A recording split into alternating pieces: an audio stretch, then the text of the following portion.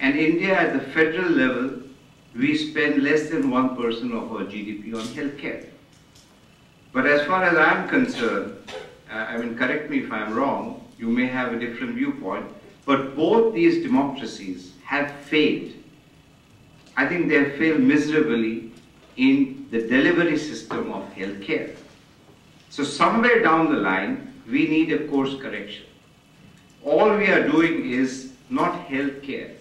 It is we are addressing sickness.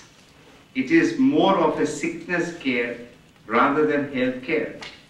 For me, health care is an enormous area.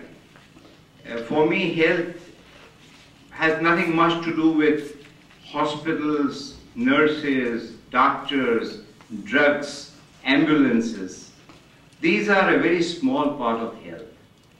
I personally feel that health is much, much beyond. For me, coming from India, a big portion of health is water. A huge portion is pure drinking water. A big portion is malnutrition. A huge portion is environment, education, roads. These are what I would term it as healthcare. But unfortunately, our focus only goes to hospitals, doctors. I think we need to do something where, I do not know, one day we won't require hospitals. If you talk about India and see the diseases, whenever I go to a village hospital, I find 70% of the patients, especially children and the old men and women, suffering from diarrhea. And you can have hundreds of hospitals unless and until you address the source of the problem, which is the drinking water. And we have a sewerage line and we have a drinking water line. Somewhere down the line, they merge. And the water which comes out of it, you don't require a rocket science for it, is not potable. So you can have anything unless and until you address the problem of water, unless and until you address the problem of malnutrition. If we are talking about giving equal opportunity to a child, and if we do not address the health problem, and you say that we want to provide education for all, now how on earth that little baby is going to go to school if he or she is not feeling good? How the teacher is going to go to the school? So it is a wholesome package. If you look at the diseases in India, today we have cervical cancer, we have hypertension, we have diabetes, and we have cardiac. All these are quite well manageable. But you cannot do it unless and until you diagnose the problem. And this is where, and I'll conclude here by saying that today the world is looking at global warming. We are looking at war on terror.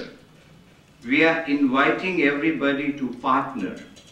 I know we have multilateral agencies like WHO, etc. But I think the time has come where we need to come together and talk in terms of the health of the world at large. Because you no longer can have health just for few people and not care about others, because the virus has no boundaries. It has no religion, it has no caste, creed, color. It just travels. H1N1 is right there.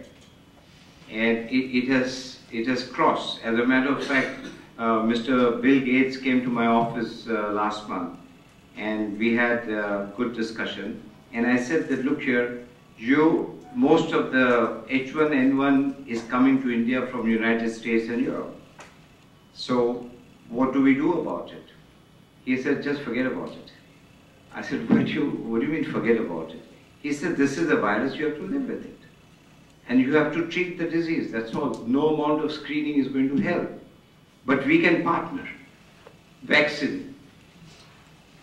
So these are the issues which are involved, and unless and until we partner, I do not think we can have a healthy world, a healthy nation, and as it is, the world is becoming a global village.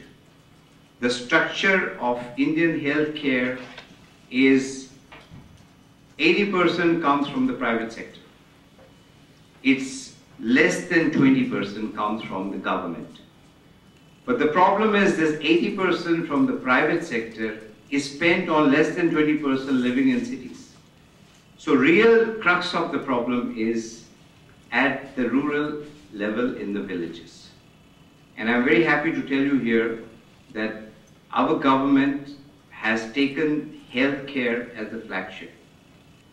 Health and education are two connected and related issues. And unless and until you have a better healthcare, I don't have to tell you are all educated people, your GDP will never improve. Even if the GDP improves in terms of quantum factor, it will never go trickle down. So in order to make sure that you have a factor which really makes you feel good, which makes you happier. So the index is no longer going to be what is the GDP. It's obviously going to be how happy people are of that particular place. So we are going to transform them from being just the numbers in terms of GDP to how happy they feel. And if you are not healthy, you can get the best place under the sun, you are not going to be feeling happy. On that happy note, I leave the floor open for any kind of questions. And when I said that, any question means any question. Most welcome. Please. So, would you also identify yourself? Sure. My name is Neil. I'm a first-year MBA student, and I spent the last year in India, and I lived in a rural village, and I actually got ill, and I had to leave the village. You got ill? I got ill when I was in the village, and I had to leave the village because there was no access to rural healthcare. How is, if healthcare is your #1 priority, what is the Indian government going to do for those villagers that can't access urban center healthcare? Yeah, this is where, I emphasize, what did you have? I mean, was it a stomach related? No, it was cellulitis on my legs. It was pustules. It was really bad. It was like infection. Okay, so no, the reason I asked is most of the health-related problems are stomach-related, whether it is the food or whether it is the water. So that is where the emphasis, I am going to, at my level, going to emphasize two huge factors. One is water and other is malnutrition. These are the two huge factors. Because the disease is oriented in these two areas. As far as the flagship program is concerned, it is known as NRHM, National Rural Health Mission. And this program was started about 5 years back. And now the program takes the doctors into the villages, the equipments into the villages, and the Medicare into the villages, into such areas where you hardly have roads, where you hardly have even some places electricity. So that is the thrust of the program. Please. First of all, Minister Trivedi, thank you so much for coming down.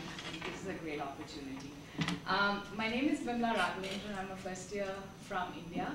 And my question for you is, you mentioned that healthcare spend at the federal level is 1% of GDP. That seems like a really shocking number to me. And I was wondering if the Congress government had any plans to sort of increase that spend. And also if you could talk about maybe what has been the success rate of the NRHM, the missions that you just mentioned. Okay, there are two questions. As far as percentage of GDP is concerned, if you look at, India has got 5-year plans. If you look at the 10th, we are at the moment on the 11th 5-year plan. If you look at the 10th 5-year plan and compare it with 11th 5-year plan, the quantum increase is about 277%. It means earlier we were spending very, very little. But here the issue is the delivery system. I am all the time talking